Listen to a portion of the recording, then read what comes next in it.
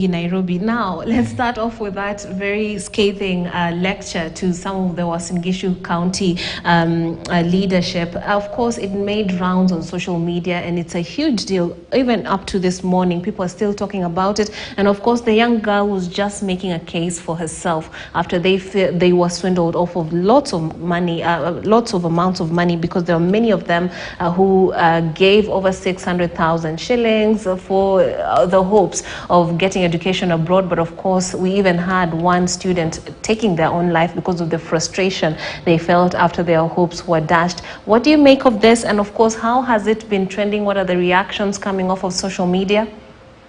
It's been trending recently on TikTok and also on Twitter. This is after Jackson, the Uasin Gishu Senator Mandago, and the lady alikuja on air, alafu akatetesha Mandago during the speech, na watu walikuwa na mcomment sana sana, especially for the fact that she is a young lady, a Gen Z, and most people are commending her for her bravery, ama courage. You know, Gen Zs have always been on the limelight. Inakuanga maybe they are lazy people, ama hawafanyi kazi vizuri, but right now at least they are being seen as bold people who can actually put leaders into account. So Jackson Mandago also, Senator Mandago of Uasin Gishu, is in hot soup, and this is because he termed the scholarship as he termed it as a scholarship, but not what it actually is, which he said, and I quote, registering it as a scholarship would enable students evade hurdles, requirements for producing bank statements, and will also get the advantage of guaranteed visas. He revealed this information today because a lot of information is now on the public domain. So he's in some hot soup, but at least we are seeing that young people are putting leaders into account. Of course, when you see such a thing making its rounds on social media and people reacting to it, it just tells you about the power of social media to bring about change, and hopefully something's going to finally happen in favor of those students who are just looking for their monies back. And far from that, there's that very disturbing story about the IG, Koome, saying that Azimio hired dead bodies. That's another one that was trending and had elicited a lot of reactions, especially on Twitter, right? Yes, especially on Twitter, it elicited a lot of reaction because people are like, the first question, how can you hire dead bodies? Like, you know, that's the question. Like, who even gets the money if you hire a dead body? Is it the family? Is it the maybe morgue? Yeah, that was something that most Kenyans were asking on the internet.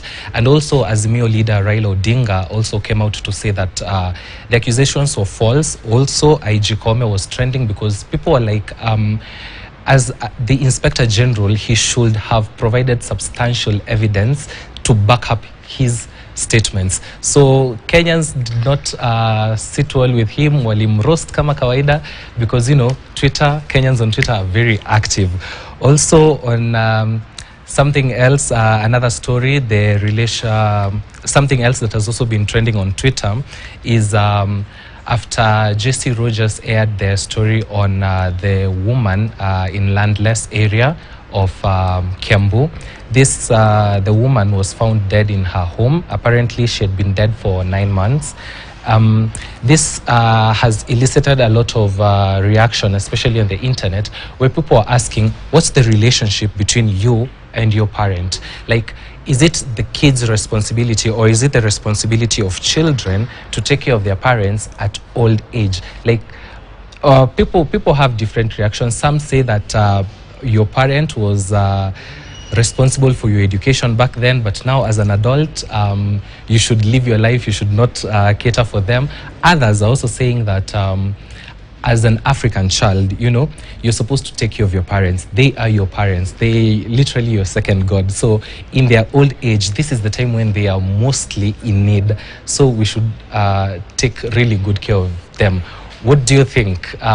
Do you think that maybe young people, the kids, should actually take care of their parents in old age? In this particular story, we are told that this granny, let's call her that, had a son who was a pilot, and on the other hand, he had a son who was living maybe 300 meters. She had a son who was living 300 meters away from the home. So clearly, one was sending 20,000 shillings, I do believe, every month, a standing order. The other one could have just walked to the house and checked on her, but clearly neither of them were able to. The circumstances are really unclear, but of course the sentiments were that this is pretty unfortunate that she could go undiscovered for that long in her home. But also it brings to mind the other story, the expose by BBC, whereby we're having older people being manhandled and abused in care homes, and this was done by Africa Eye on the BBC.